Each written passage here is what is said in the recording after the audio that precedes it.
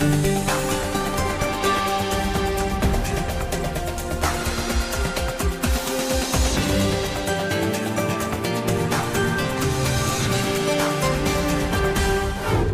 today's World and Such, women who mean serious business have their voices heard at the New Champions panel of the recent Summer Davos in Tianjin. Hear how female entrepreneurs manage to make it to executive roles and to adapt in a digital world while juggling responsibilities at home.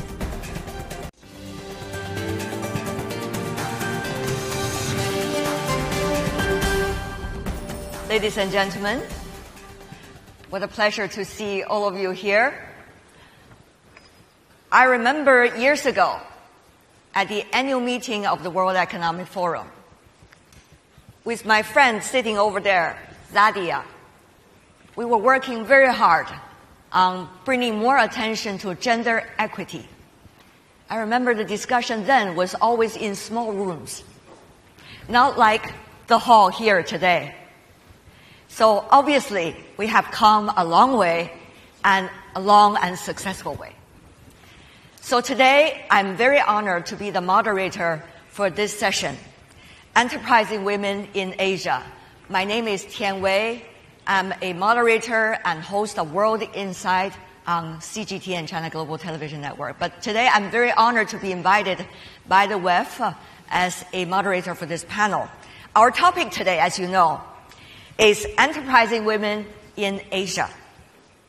Now, ladies and gentlemen, if you look at the economy in the Asia-Pacific region, you all know it is the driving force of the global growth. But with both challenges and opportunities, how our women entrepreneurs and business women are shaping and coping with the realities, and what inspirations can they bring to us? Well, I can't answer that question.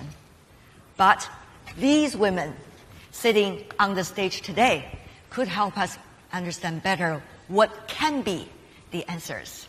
So, my great honor to introduce from here Ante, who is the CEO of Greater China PepsiCo Inc., and Sabine Fatima Haq, co-founder and executive director of Dr. Hers.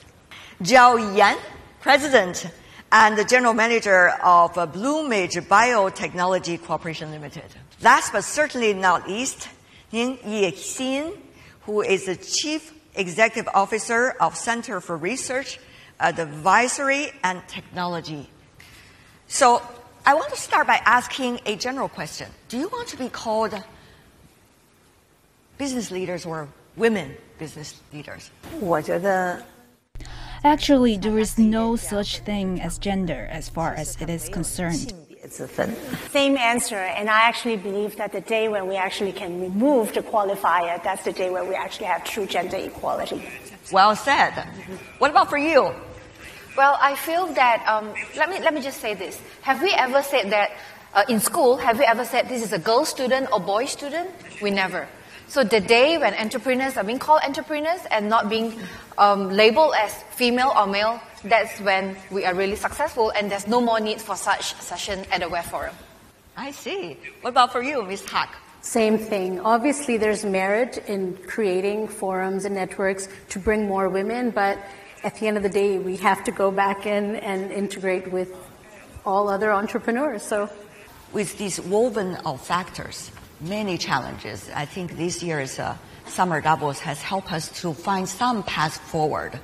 But still, what does that mean for your business? One of the challenges is innovation. We have to be innovative to deal with challenges, and also we've got to have a very strong market insight so we can adapt to these changes and deal with the challenge. And also, as a business, we have to carry out corporate social responsibility. We have to understand the industry trends in which we operate. Only by doing that can we move forward. 获得很大的发展。I think the awareness, how it get manifested is slightly differently. Not necessarily because of a fundamental gender difference, but there are certain female qualities. I see a lot of female colleagues sitting here. I'm sure that you agree with me. Female qualities does play up to building a different set of empathies with the environment that is around us. Our employees, our teams, our consumers, the environment. We have a slightly different sense of awareness, and also the way that we reflect on these issues, and also that we embark on the solutions addressing them. I do see the tacit difference. They're all good but different approaches. Interesting. Yixin, you've been working on your area for quite some time, social entrepreneur in a way. So tell me more about how leadership, especially enterprising business leadership, now comes in from one half of the sky, as they say. Maybe allow me to share a bit of my background. Over the years, I spent 12 years as a wage earner, as a professional, spanning from joining family business to different think tanks and business organizations. And 6.5 years ago, I started 2 companies, and I founded accidentally a not-for-profit focusing on disaster relief. 3 organizations that I run today have done a lot of work over the last 3 years of COVID, where most people around the world have been hibernating for 3 years, but my team and myself, we have worked non-stop for 3 years.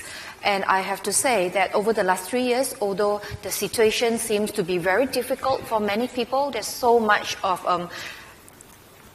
challenges across all levels, from people, families, societies, technologies, even the whole supply chain. But I feel that when myself and my team, who are being made up of mostly female, I feel that we managed to brave through a lot of situations like very easily. When people ask, how did you guys do it? Like, for example, one main characteristic or key skills that female have, but maybe being underplayed by ourselves, is that we are very good at multitasking. And maybe that is something that most men cannot do. If you think about your domestic partner at home, if you ask him to do the dishes, you ask him to go and throw the rubbish, they will like, wait, I'll do this first. And I think this is just how men and women are different fundamentally. They will learn. Right? They will learn, but it takes time for them to learn. So something that comes so naturally to us help us innovate at the same time. Ms. Hak, I go to you about that. You are working in the area of both data and health. So you are bringing new technologies together with the healthcare sector. So how does that work when you are working as a business leader? So I can tell you a little bit about my business. I run a social enterprise in Pakistan, and it's called Doctors. And when I moved to Pakistan in 2011, I realized that medical schools were graduating 85% women, but only 25% of those women were going on to practice medicine. It didn't make any sense to me, especially in a country where we lack access to healthcare. So, and my background, and maybe we'll get into that, I come from online learning and I worked in corporate. So, for me, I was trying to put this and this together. And so I created a company where we provide, where we bring women healthcare providers back to the workforce, and we deliver healthcare using technology, right? So obviously technology is what we're using to disrupt and to deliver healthcare. 几十年前，中国就有这样的口号，叫做 "Women holding half of the sky" 啊，叫做女性能顶半边天。不过，随着经济社会的变化呢，似乎也在社会当中，在女性的位置上有过一些新的变化。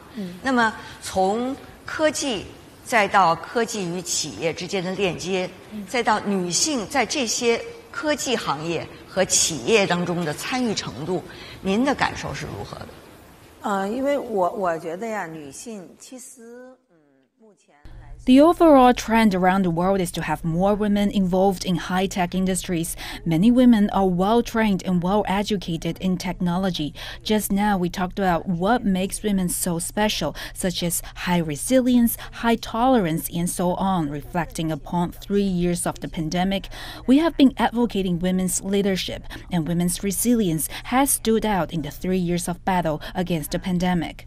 Also, women have strong compassion and empathy. This is a plus for women. Technology has helped to narrow the gender gap. In the past, people used to talk a lot about physical differences between males and females. But things are different now thanks to tech empowerment. We rely less on physical strength. Instead, we count more on learning capability and insight. So this is an opportunity for women. They can fully leverage their resilience to be deeply involved in business leadership. 相信的话，其实女性的话，发挥她的韧性，其实在这种高科技企业，你看现在的女性参与的度越来越高。我的公司的话，现在你像我们的。My company is a high-tech business. We have over 800 researchers, and women account for more than 3/5 of our staff. In particular, we have many doctorates and postdoctorate scientists because they remain curious and they are eager to learn. A few days ago, Tsinghua University gathered over 30 entrepreneurs to visit our research center in Beijing. And the visitors were really impressed that I had so many female scientists on site. I told them women are more committed to research, they are very engaged, but men sometimes are more interested in making quick money. This is the big difference. Of course, we also want to strike a gender balance, but as mentioned by our friend from Pakistan, women have had a growing share in higher education. 学校里面的现在女性的研究生、博士生越来越多。 What do you see are some of the points that business leaders these days really need to do to reskilling their employees and including themselves, women here particularly? Although governments, for example Malaysia, every year at the annual budget we allocate a certain percentage of national budget to reskill people. All sorts of incentive programs, whether at the corporate level or directly from government to people. With all sorts of programming. But again, it takes a lot from the individual ourselves to have the wants and the need to learn. Governments can give all sorts of incentive, companies can provide the platform, but if you yourself do not have the capacity, the motivation to upskill and be complacent, nothing's going to happen. And therefore, lifelong learning remains very important. Lifelong learning, open learning, yes, as a platform is available, as at the policy level is available, but for Asia at least, I feel that lifelong learning may not be a culture yet at my part of the world. Not in China for sure, looking at the rise of technology and all that, but I also believe that with assisted learning, with the rise of education technology, it makes reskilling much more easier compared to pre-COVID. So at our organization, there are two components of reskilling. One is about reskilling the teams and the individual, and the other one is reskilling the organization collectively as a whole, and I'll talk about this. The individuals need to be reskilled through a series of mindsets. How do we actually set the new vision, the new capability of the company, and then have it get manifested in the way that we do things with institutionalized tools that could be deployed at scale that would actually facilitate changes in the way that we work. So how, for example? Well, I'll just give you one example, digitization. Huge trend, and we talked about a lot of this these days. AI is just, a more advanced version of digitization, but, we've been digitizing the entire company. The way, very simply, the way how we reach consumer is already being done differently. In the past, people talk about, hey, you put up an ad on TV. You basically, talk about the brand, you select your cohort, and then you talk about the messages. These days, it is no longer a mass media. It is one-to-one marketing.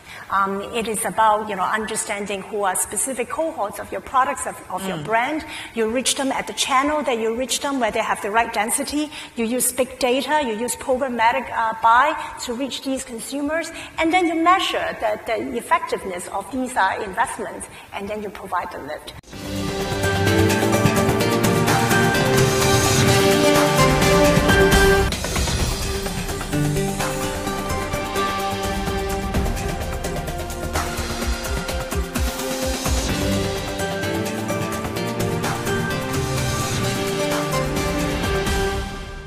So I want to follow up on that, Yixin, if you can, contributing about the artificial intelligence, just use it as an example.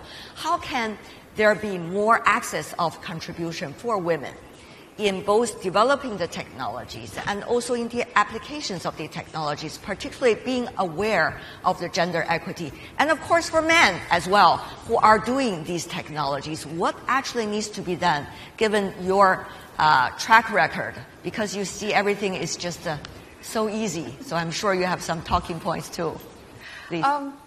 Well, I agree with what you shared earlier about when technology companies develop AI or a new technology, it is very important to have the women perspective to be incorporated at the development level. Similar to public policies, we always talk about gender mainstreaming, gender mainstreaming in terms of budget.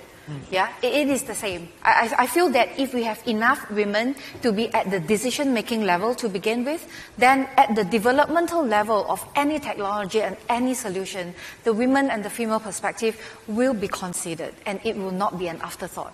I think that is the underlying fundamental, that if we can solve that first, it's like many things can be overcome, and we don't have to really pick it up and say, you have not done this and you should have done that.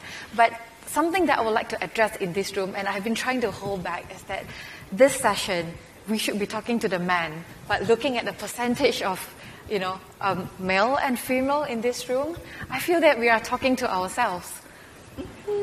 Well, I do see some percentage but thank you to all our male colleagues who are here to support this session for whatever reason that you are here. We really hope that you can bring this message out of this conference hall and share it with the rest of your male counterparts who actually sit on the boardroom. I think that will be the more important conversation that we should have, because then the perception issue that we have, the discrimination or the imaginative discrimination that we have, or whatever the glass ceiling that, something that I don't believe that actually exists, still do exist in many parts of the world. Yeah, I hope they're all watching this live stream on the internet. But Anne, please. No, briefly. I could not agree more. I think we need disproportionate support from men in order to make this a true equality. And sometimes hard target helps. At our company, we actually put a hard target. By 2025, PepsiCo making a commitment that 50% of all the managerial levels need to be women. So women hold up half the sky. Literally, it needs to be 50%. We are already 44% 2 years ago.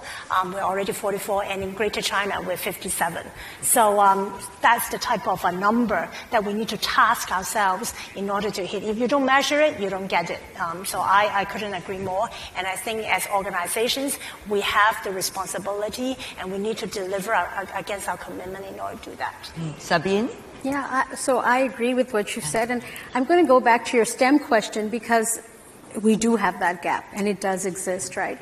And I'm also a mother, and I have 2 boys in their 20s, and I have a daughter who's 11.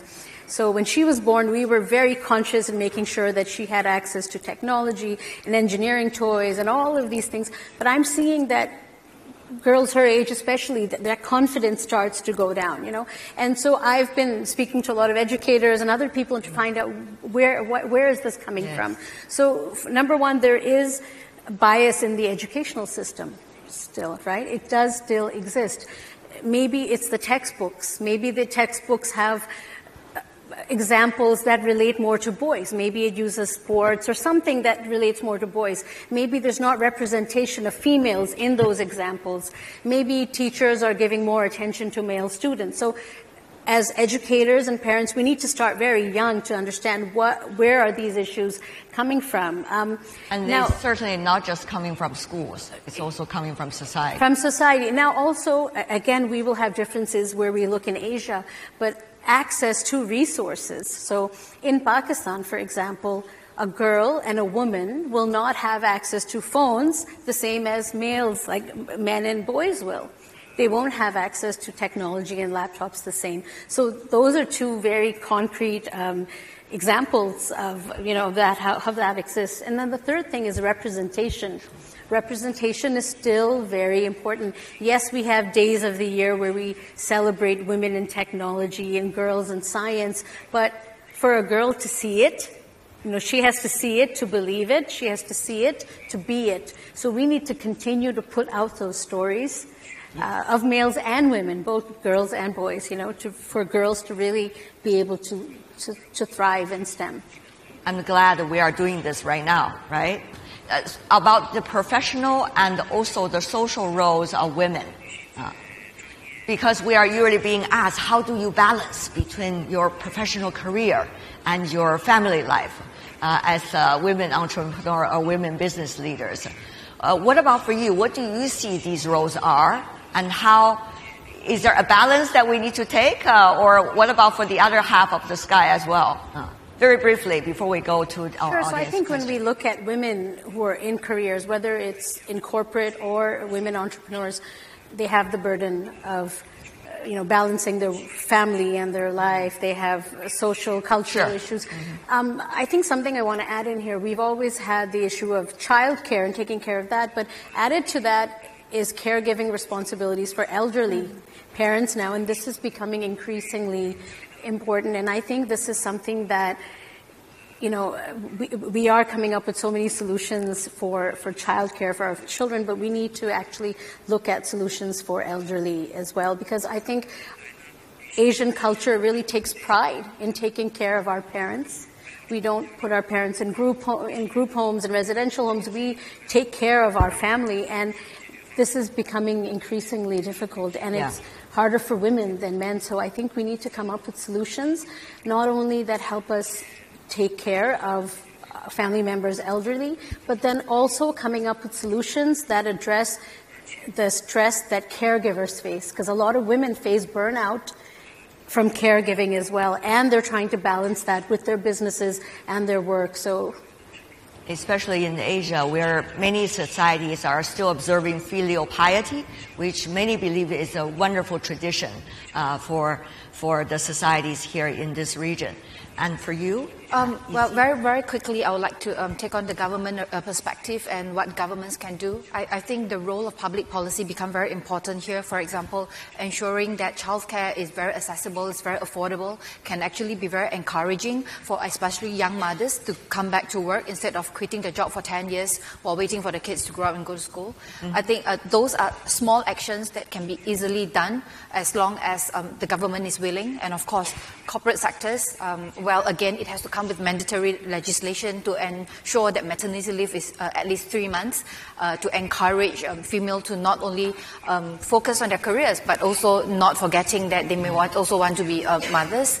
And other than that, it will be the entire ecosystem and supporting role that the entire society will have to take on, not only from family or your own spouse, but the entire stakeholders, your colleagues, your friends, your families, and your entire social safety network that will come together to help raise the child and families together. I think those are really important. Yes, indeed. Devils are also in the details, right? Mm. We'll just add two things. One is to have the safety net, the flexibility to support.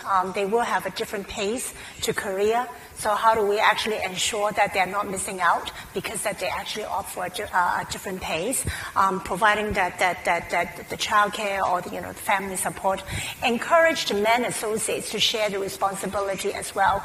We provide most of the times, maternity leave. How about paternity leave? Right. So how do we encourage male to also share the proportional responsibility? And I say the last one is be cognizant of these situations and these needs. And a lot of times just have the dialogue, because a lot of women, what we realize is that without necessarily speaking up, they actually opt out because of these trade-offs. So how do we actually have that dialogue with the female associates to say that, hey, going back to the flexibility and then the safety net, you don't have to opt out and you can still have a very successful career. Communication, quality communication, whether in one family or in a society, extremely important. And 张律师.对，因为我呢是比较赞同，我觉得因为刚才一直强调的话。I agree with those opinions. I've stressed that there is no difference between male and female in the workplace.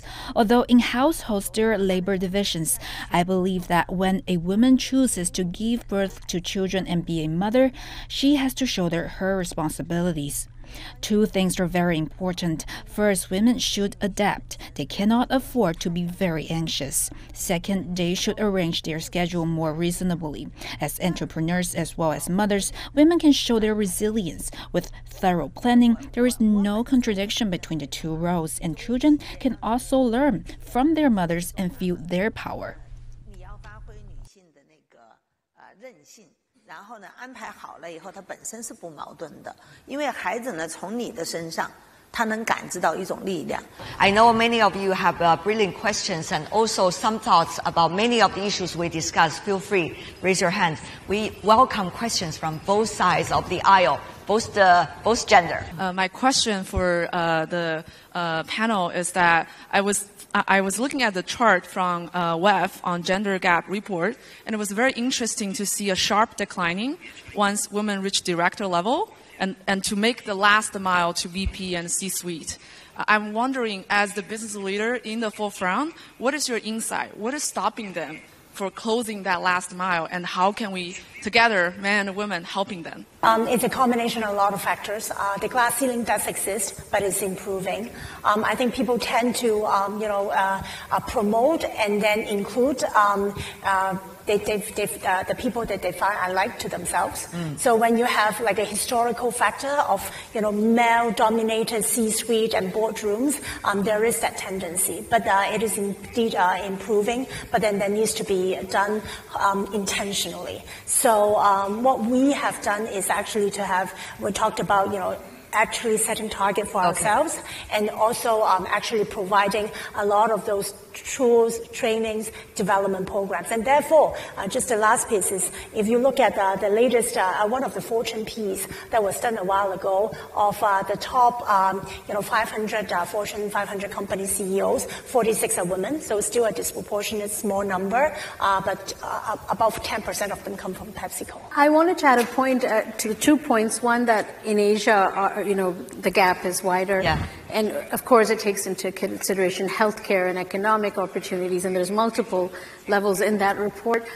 I was in Canada recently, and I saw a report that during COVID, more Asian women left than non-Asian women. And that was something that I haven't read more about that, but I'm interested to find out, is it our cultural, is it the family expectations? What is it that not only in Asia, but women who are in the diaspora or living outside of Asia, why did they also feel that they had to quit work during COVID more than non-Asian? So I'm curious about that. I've just thrown another question, sorry. This panel is not here to provide all the solutions. But we are also here as a humble student just like all of you, so that we can make differences in the near future. So once again, I want to thank you, our panelists, and also for the men and the women sitting here as the audience today. Thank you. 谢谢大家。